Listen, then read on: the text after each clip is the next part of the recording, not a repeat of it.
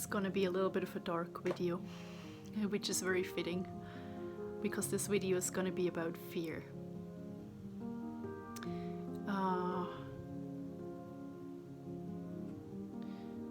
Some things have been coming through, and I think it's very important that we share this. You know, being in a fear state, we're not able to make clear, conscious decisions for ourselves.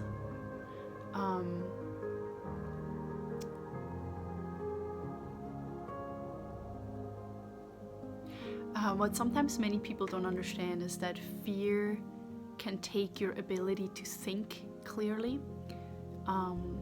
It can make you lose your train of thought. It can stop you from speaking when you're trying to speak. It can also traumatize you enough that you become easily suggestible by others. So others would be able to manipulate you and suggest things into you that you're gonna take on as true. And so you're very easily influenced when you are in a state of fear. And the thing is, fear does not mean that, you know, you have to be totally scared. It just means that you have been in some ways bred into believing that the world is against you, or there's something out there that will get you or hurt you, or that you're a victim to circumstance somehow.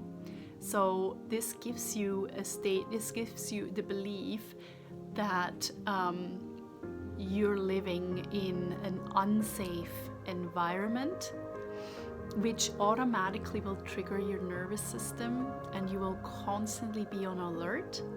You will constantly be, or not even wanting to be present because you're afraid of what you're going to experience next. But you will be super hyper alert and paying attention to what other people do and say, or what they don't do, and things that happen in your surroundings, right? Because you believe somehow that your surroundings are out to get you. Or there's some kind of enemy lurking that could get to you, excuse me. And well, that will lead to you living in a state of fear. And I noticed in my life that when I was living in a state of fear, I had an inability to relax, meaning if it was time to come home, relax at home and take it easy after your day at work, I couldn't really do that. I couldn't settle down, even though I tried to. Like, I could never nap. I couldn't find my inner peace. I would, back then I used to maybe have a drink to calm my nerves, or smoke a cigarette to calm my nerves.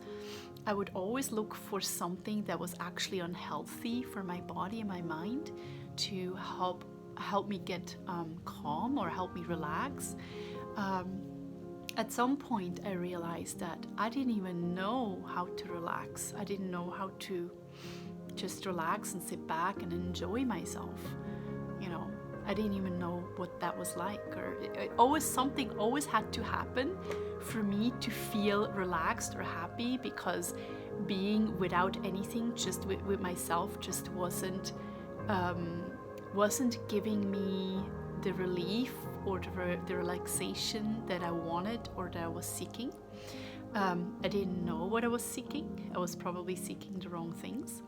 But what I really wanted to bring through is that when we are exposed to fearful thinking, especially from other people, it triggers in us that same reaction of, oh my God, it's not safe, you know? And so we end up living in fear mode, which is a state where we're able to get very easily suggested things that we should do or shouldn't do, which then no longer are our own choices. They're other people's choices, and we take them on as our own, which they're not our own choices. We just took them on as a truth or an absolute, something that other people suggested to us that we should be doing because we were in a state of fear. So easily suggested. I know so much about this because I grew up like that. I grew up in an unsafe environment with a predator, with somebody who would make me feel unsafe, and I wasn't being heard when I opened up and I tried to even involve anybody. Nobody would listen to me, and so I was afraid of even being open with anybody. I was afraid of sharing myself. I was afraid of speaking up, right? So this would keep me literally in a state of fear my whole life. I was always in a state of fear. I didn't even know what it meant to be relaxed or not be afraid. And so it became my new normal. That became my new normal. And eventually it was so normal to me that I no longer understood or no longer realized that I was, in fact, in a state of fear. I didn't know. I literally did not know that I lived my whole life in a state of fear. And the only way that I could have been able to tell, well, I couldn't tell, but anybody else who would have been awakened enough to see that, be able to tell, was because sometimes I would have this, deer caught in headlights look on my face. Like sometimes people would tell me things and I literally wouldn't be able to comprehend what the hell they were talking about. Because my mind couldn't comprehend, because my mind was always in fear mode, meaning that I was always in high alert mode, meaning I was always in fight-flight mode. And in that mode, it's really hard to comprehend what other people are saying, or even what you yourself are actually thinking. You can't comprehend it because you're triggered all the time. You're always on high alert. And sometimes you'll notice that you lose your train of thought, right? It's because your traumatized brain is responding like that. It's a protection mode, actually. It became a protection mode, right? Because when you're in fear, you're protecting yourself, right? And so you shut yourself off from the world. You shut yourself off from your higher guidance. You shut yourself off from your own intelligence that would tell you, by the way, this is not good, that's not good, this is not safe. Or that will tell you, you know what, like this is not a good decision right now, maybe you should choose something else. You're completely cut off from that higher divine intelligence that should be able to be here to help you through your life and guide you through your life, right? Even as a child, I always was looking for that higher guidance to tell me who I am, why am I here, what am I here for, what is my purpose, what is my future. I always wanted to know my future. I was so curious about it because I just deeply felt that there was something really important that I am here to do. But I couldn't grasp it. I didn't know what it was. But I had little inklings and glimpses of the future, but never big enough or strong enough, or also often I wouldn't necessarily see good things, And so because I myself was in a state of fear, so there's another thing about the state of fear. When you are in a state of fear, you are vibrating at a very low frequency or vibration.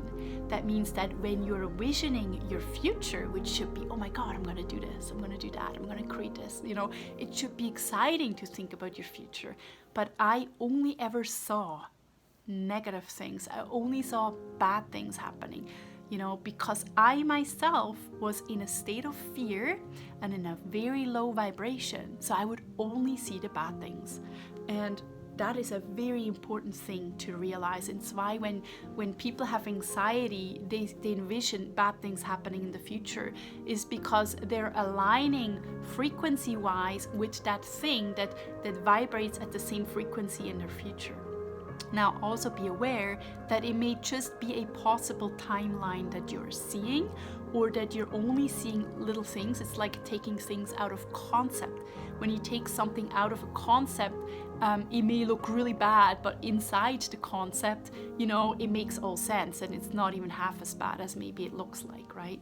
So this is the same thing with seeing your own future. If you're in a state of fear, you're only taking things out of concept, and you're only aligning yourself with the negative things that you're seeing in your own future. And so very important that we realize that it's our own frequency vibration, our own negativity that makes us see or experience these really negative things. Now, this does not mean that you can't talk about your experiences that made you feel really bad, right? Because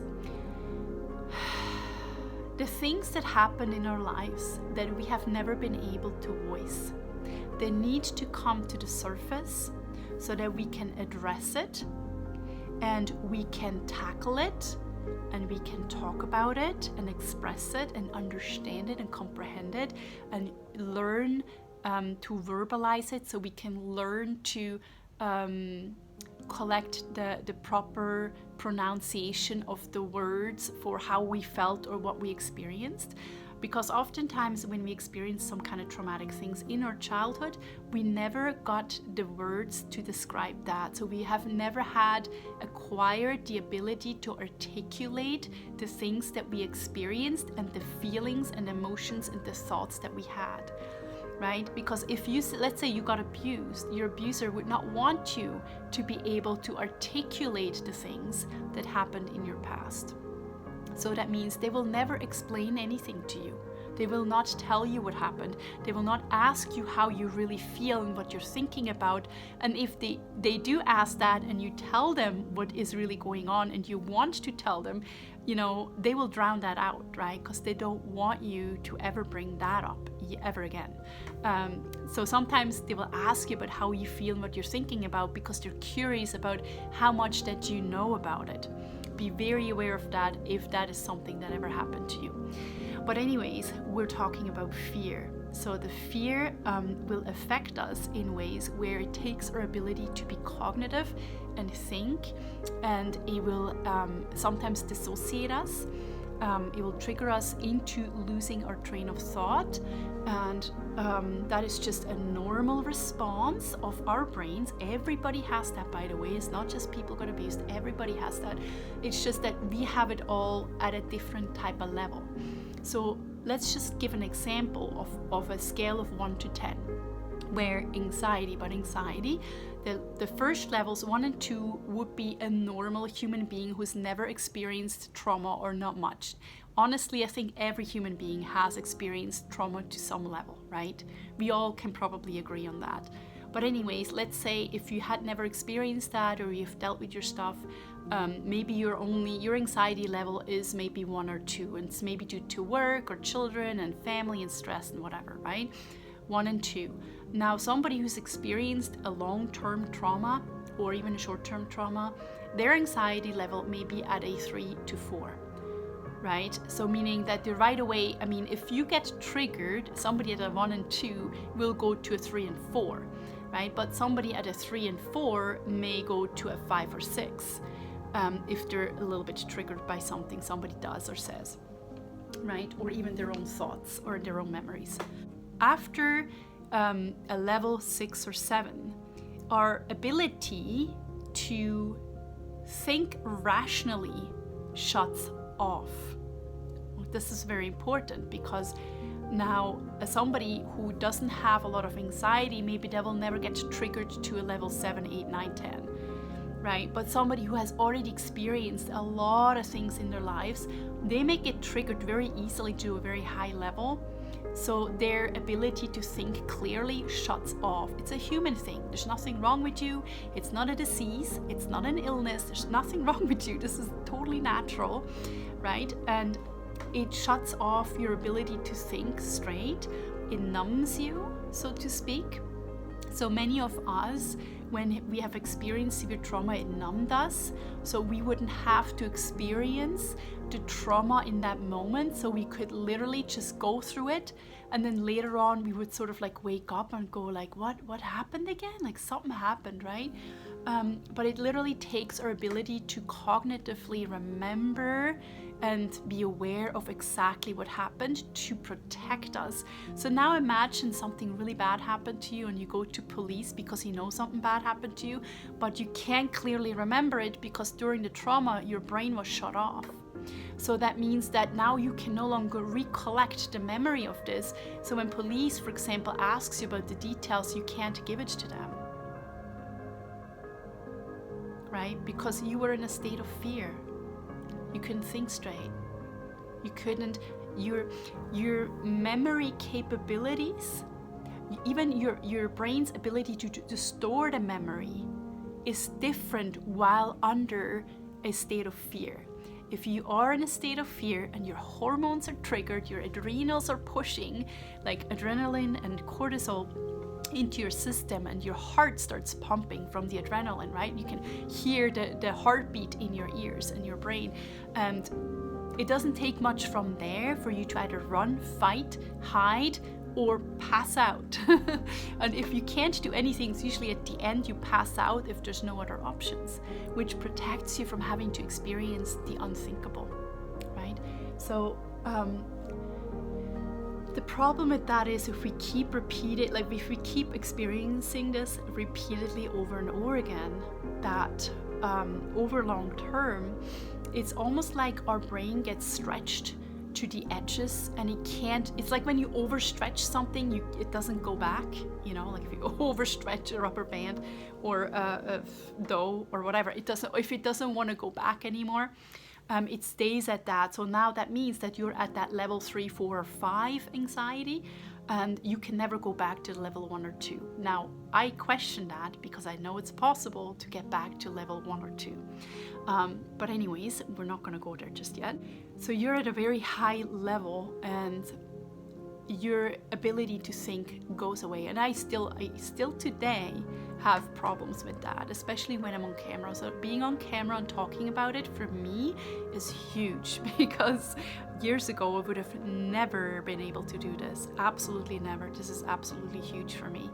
And I still constantly have to focus on myself and take myself back to myself so I can really speak from my heart and really think cognitively and consciously about what I was going to say. So I am asking for inspiration and it's coming through and I can actually say it and talk about it. As soon as I focus too much on the camera, I feel anxiety because now I feel observed by somebody outside of me, which is something that I always used to experience as a child. If I knew that my abuser or abusers were close by or observing me or coming into my room, I would literally right away shut myself down. And I would feel very self-conscious and very aware of how I am being perceived and what I am giving away, right? By how I am or who I am or how I'm reacting. So I didn't want to show the abuser that I'm scared. So I would become very overly conscious of myself the minute there was attention on me. And even years later, I would hate attention. I would hate having attention on me. And so as soon as there was attention on me or people would listen to what I'm saying and everybody would turn their heads, I would suddenly lose my train of thought because I couldn't handle that, right? So yeah, but there is the effect of fear for you, right? This is what fear does. It takes your ability to think. And yeah, I just wanted to really bring this across. I wanted to talk about this for a long time, and I just need to be in the moment to get this information, to be able to actually even say it. Oh yeah, the other thing that I wanted to talk about is the fear factor and illness. The fear factor and illness. When we are in a state of fear, we are much more prone to illness and disease. And I noticed that in my life because over many, many years, I would constantly get sick every year. I would have throat infections and UTIs, bladder infections, and colds that would last 6 to 8 weeks and things like that. So when you live in that state of fear, it's much more likely that you're going to get sick, and also much more likely that you're going to stay sick longer, or that you have trouble to recover from your illness. Again, it goes down to vibrational frequency. It's a low vibrational frequency, and so the body is like shriveling up instead of expanding itself. When you expand yourself and you're open and you're full of love and joy and bliss, your body is also more open to heal itself. So a couple years ago, when I started to work on myself and started to dissolve and resolve all these little issues I had, I would become more and more open, and my fear would start to go away. I would become more aware, more conscious. I would have more peace within my being. I always love to say that peace is my priority. Peace is always my priority, always should be your priority, because only from a state of peace, from a state of inner peace, can you really truly think clearly, make conscious decisions for yourself, and make any kind of decisions. Be clear on who you are, what you want in your life, and what you don't want in your life. Only from a place of inner peace and consciousness and awareness are you able to create boundaries and make sure that other people keep it. Only from a state of awareness can you make sure that you're not putting yourself into a risky situation. It doesn't mean that it will never happen. It just means that it happens less likely, less possible. So for many years, I would get sick all the time, and I would always take antibiotics a couple times a year. I was resistant to some antibiotics. My body became resistant to it, so it would no longer work. And that became a problem. I was thinking, what if one day I'm resistant to most of it and I get seriously ill, and now there's no antibiotics out there that could help me, recover? What if I get a sepsis, right? And I knew that it was really, really important for me to find a way to stop getting sick so often, right? And that is when I received the insight that I needed to be in a state of peace. I needed peace. And in a state of fear, you can't find peace. In a state of fear, you can't find peace, you can't be clear, and you can't be healthy. You can't be healthy if you're in a state of fear. When you are in a state of fear, you're much more susceptible to being suggestible. So people can suggest things to you and you take it on as a truth, right? So traumatized people are more susceptible to suggestions. Many years ago, so maybe 15 or 16, I bought a book. I'm going to show it to you.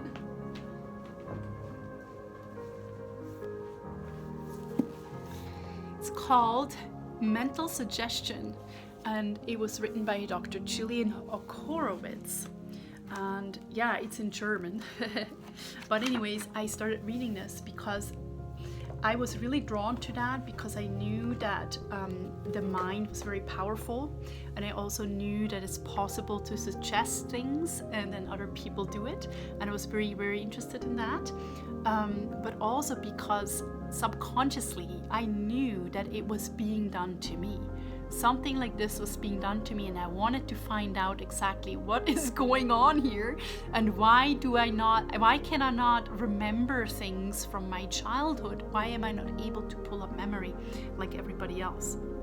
And then I realized that a couple of years ago that I was being so severely traumatized that my mind literally skipped a lot of stuff, a lot of very important, essential things that would have helped me understand myself, and would have also helped me to take myself out of bad situations, right? So if you are not aware of what you're in, you're gonna stay in it because you don't know that it's not healthy. So you're gonna stay a victim because you don't understand what's really going on, and you're not able to remember the exact events. You can't pull it up. So that means that you are not really fully aware that you're in a really unhealthy situation. So this is why many victims stay victims and are unable to move out of bad relationships, for example, or they keep going back into this. Also, there's something called trauma bonding, right? Where you literally feel love for your abuser, because usually they play a game of giving love and taking love, and then abusing, using, but also giving love, so that you're always addicted to them. You're constantly craving their attention, and that is not just something that could happen to you as a child, it could also happen to you as an adult. And usually if it happens to you as an adult, it has already happened to you as a child. This is something that often we fall back into because as children we experience that and it feels like home to us. And so when we're adults and we're experiencing this again in a partnership, for example, we are drawn into this. We feel almost like, this is home, this person feels like home to me or whatever, but it's just because they remind you of your home or the situation where you came out of. That is why they feel like home to you, because that is what you know and what you grew up with.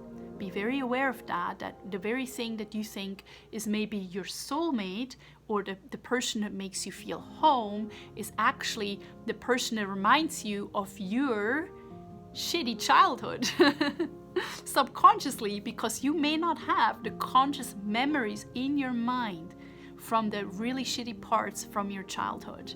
And I know there's people out there that believe it's not possible to not remember your trauma, but actually it is proven.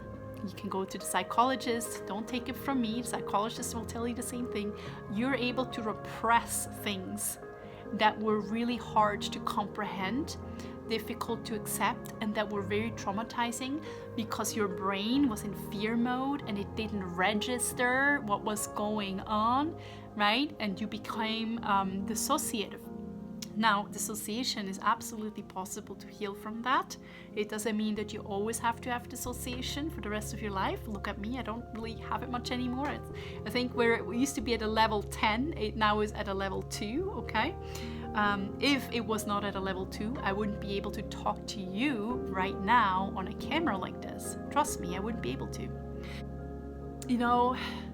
This is also why that the current situation that we're experiencing at large may be very triggering to many people, because many people experienced abusive things and they are suffering from, if they know or not, from something we sometimes call complex PTSD, so post-traumatic stress disorder.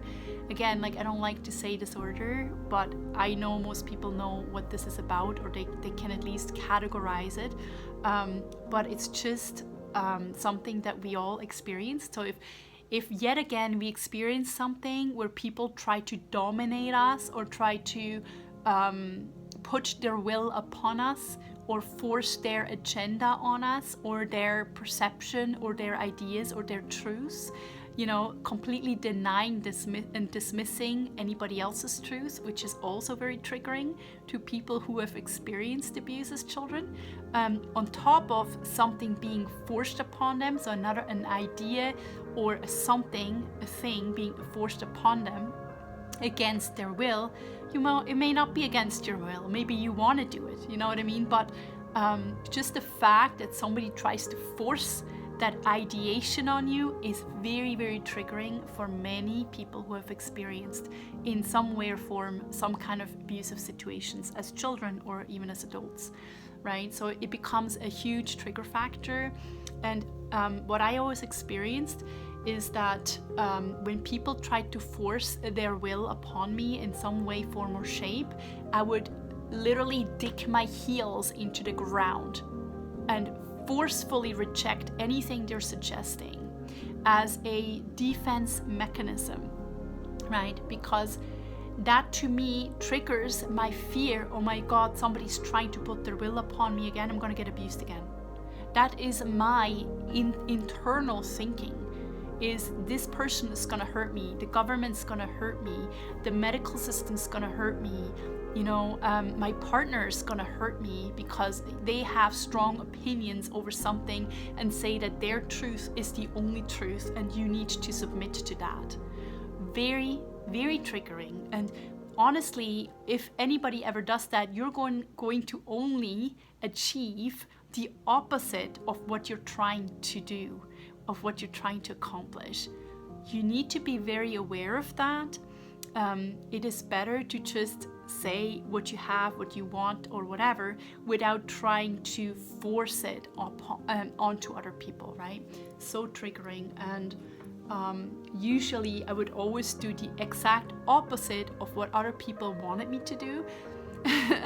because I just couldn't handle the idea that somebody else's ideas or decisions would be or that my decisions would have to be influenced by somebody else's ideas or truths or decisions. I didn't want other people make decisions for me or over me, because I experienced as a child decisions being made over me over and over and over again without ever anybody asking me how I felt about it. Nobody cared about how I felt or thought about it. They made decisions upon me and my health and well-being, and by the way, not good decisions, not positive decisions. They were horrendous decisions. But anyways, I felt like I had no voice in my own life. I had no voice in I had no ability to bring across how I felt, and I actually lacked the wording and the vocabulary. I couldn't articulate how I felt. They literally imprisoned me by not educating me with the right words to express myself, because they didn't want me to express myself. You see? When other people don't want you to speak your truth, they will not give you the things that you would need to free yourself. Right? Because they want you to stay trapped. Because that keeps them in the power seat and you in the victim seat.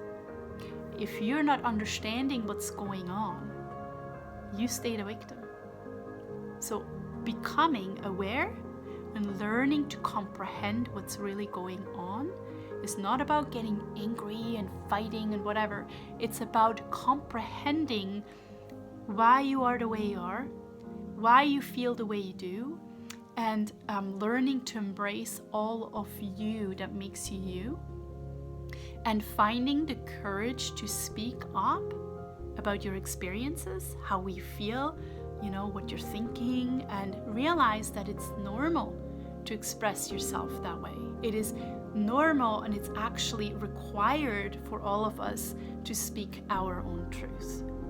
If we really want to move the world forward, which is the book that I'm going to be writing in, we have to understand that our voices count, and they're actually vital, because you are a part of this world. The world is not run by everybody else and you're just a quiet mouse in the corner. You probably have so much inside of you that you need to share with others. And even if it was just for the purpose of you becoming comfortable with speaking your mind, even if it just means that you're becoming comfortable speaking your mind and speaking from your heart, and if that's all it is, then that's good enough. You don't need to go out there and change the whole world. All we need all our voices. We need all our experiences to somehow be expressed, because they do count. Each voice counts. Each experience counts. All our hearts count. We can't do this without you. Okay? And it takes sometimes going really, really deep within the core of our being to bring out what is really there. You know, for a long time, again, this is something that fear does too, I couldn't express my anger or my rage. And I realized it was because I was always taught that anger and rage is bad, and I shouldn't be that or do that, and I would always get punished over it. Just imagine, you're getting abused in some way, form, or shape, and you want to express your anger over this. You don't know how because you don't have the words to articulate it, so all you can do is react and get angry and yell or scream or push or punch. That's all you can do because you don't know how to express yourself. Nobody ever taught you. Your abuser didn't teach you. Right? Because they want to keep you quiet. So that's all you ever learned, you know, and you're being taught that that's bad, so you can't even do that. You know what I did to myself as a child? I started hurting myself because I wasn't allowed to speak up. I couldn't express myself with my words. I wasn't allowed to speak about what happened. I lacked any emotional connection to any adult in my life. So I had no person to connect with, to open up to. And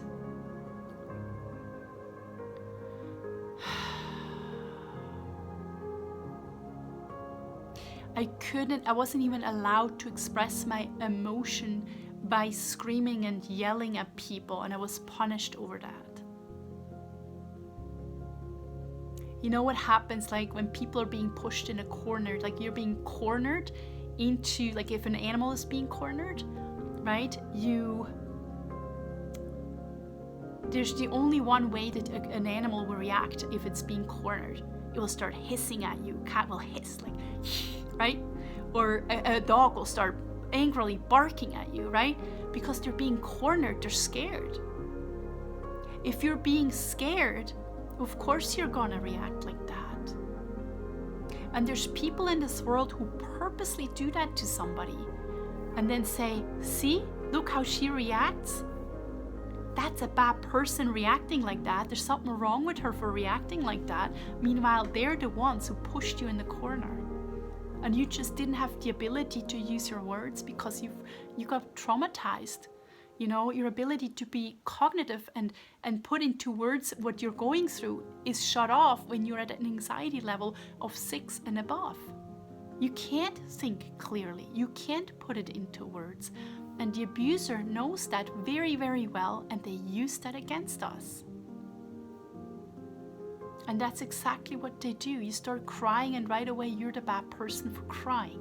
You're the one who starts yelling, and you're the bad person for yelling. What our world really needs is more empathy and understanding of what is really going on. Because of your lack of understanding, you're left in the dark, believing that you're a bad person. All that shame and guilt is upon you and creating even a lower spiral of frequency that keeps you trapped in that field of shame and guilt and regret. You'll never be able to escape that. You know what happens long term when you're always pushed into that corner and you're in that state of fear and lower vibration? Eventually that anger and rage that you're not allowed to express and you don't know how to express will turn inward. You will start hurting yourself in some way, form, or shape, and it will also, I always like to say that like sadness turns into rage, turns into depression. Depression isn't really sadness. Depression is more frustration. To me, depression is frustration, being frustrated that I can't express myself. I can't flower. I can't be who I am. I can't tell people the truth. I can't tell myself the truth. I can't be who I want to be. That's depression. It's long-term rage and anger that turns inward, and that turns out to be depression, and I had that for decades. Always wondered why I had it. Went to doctors, nobody could clarify anything for me. You know, if you don't have the memory or ability to access your memories from your abuse because it was traumatizing, then you will never figure out what happened to you and why you have depression or why you have anxiety. It's usually, always, because you have experienced trauma. You have experienced trauma if you can remember it or not. And this is why you're suffering. It is internal suffering. There's something that needs to be released. And you know, over many, many, many years living like this, it becomes more and more and more difficult to peel the layers of the onion, to go to the core of what really caused it all originally. It becomes really hard. And you know, the first steps I took was I literally just, whatever little things I was able to do, it was good enough. If I was able to remember one thing, if I was able to express how I felt today, if I was able to remember some of my rage, even just a little kernel of it, a little piece of it, that was enough. You know, and the more I worked on myself, the more of these things would come out. The more of it would come to the surface. And the more I wanted to know, and I asked deeper and deeper questions. You got to bring your questions, because if you have no questions, you don't know what you're going to look for. So you got to ask yourself, why do I have this? Why do I feel like this? Why am I sick? Why do I have trouble in relationship? Why do I feel like this about that person? Why can I not let go of this other person? Why do I feel insecure around certain people? You have to ask yourself the questions to be able to receive your answers. And honestly, I have yet to meet a psychologist that would have been able to tell me the things that I didn't remember. It doesn't come out. Psychologists usually can't get it out of you. It is something, they're asking you questions. If you ask yourself questions, it's the same thing. You can sit in front of a mirror and ask yourself questions and wait for the answers. Dig. Ask yourself, go deep. You know, yes, sometimes we will bring up some really shitty things, you know, stuff that really drives us into high anxiety mode. And absolutely, I went through 4 therapists before I found a good one that was able to really help me to learn how to actually really deal with these anxieties that came with it. But you know, those things are temporary. They don't last, you know. And once we address these deep things and we really go to the core and to dig it up and work through it, it doesn't matter how hard it is, and it can be really fucking hard. But when you're doing that and you're able to address it, and even if you're just able to touch it enough that you understand what happened, you don't always have to go that deep, but at least enough that you can understand and remember what happened. It becomes very freeing, because finally you'll be able to understand yourself.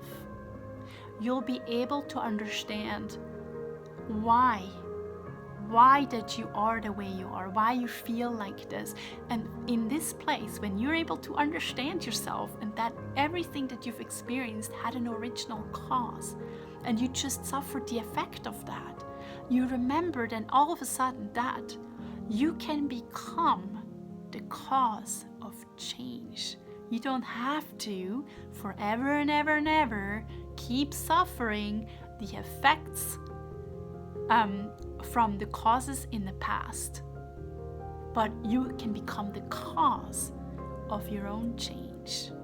Because once you know what's going on, it's like a little superpower, because now you understand and you start to comprehend more and more exactly what really happened, you know, like what led to what thinking led to what behavior, what thinking led to what feelings, what instance, what situation led to which feelings and thoughts that were repeating in your head all the time.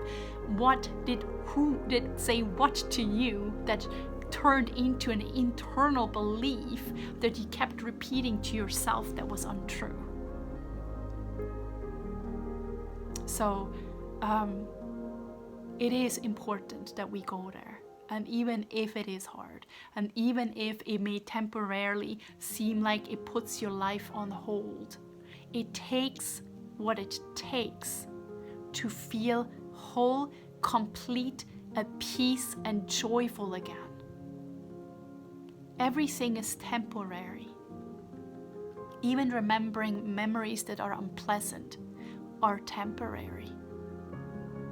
And I was once in a situation where I wouldn't have believed that.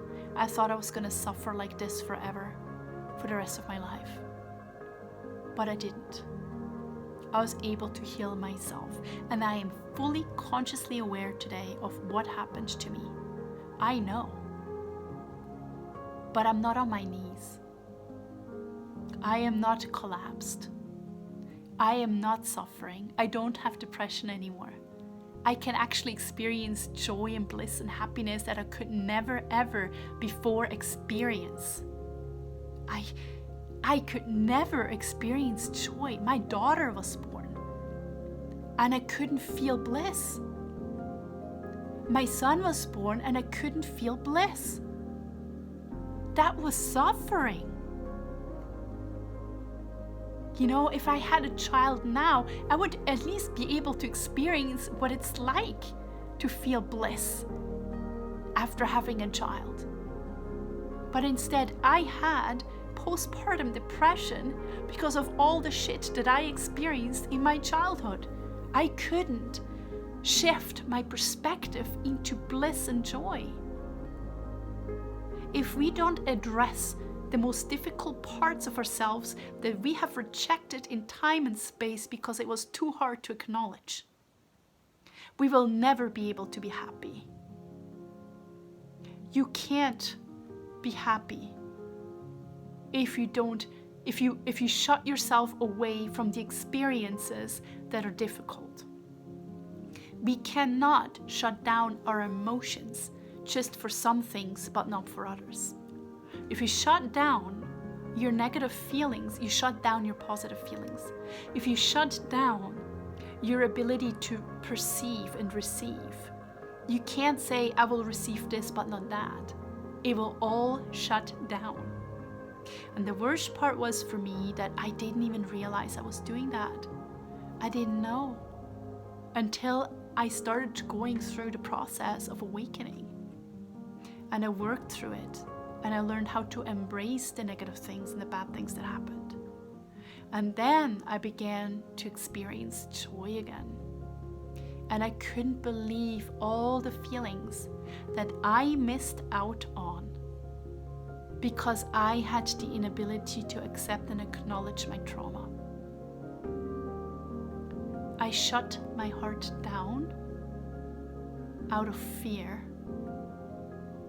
But I also shut down my heart from experiencing and receiving the love that was available for me. I really want that all to really sink in for the people who need to hear this.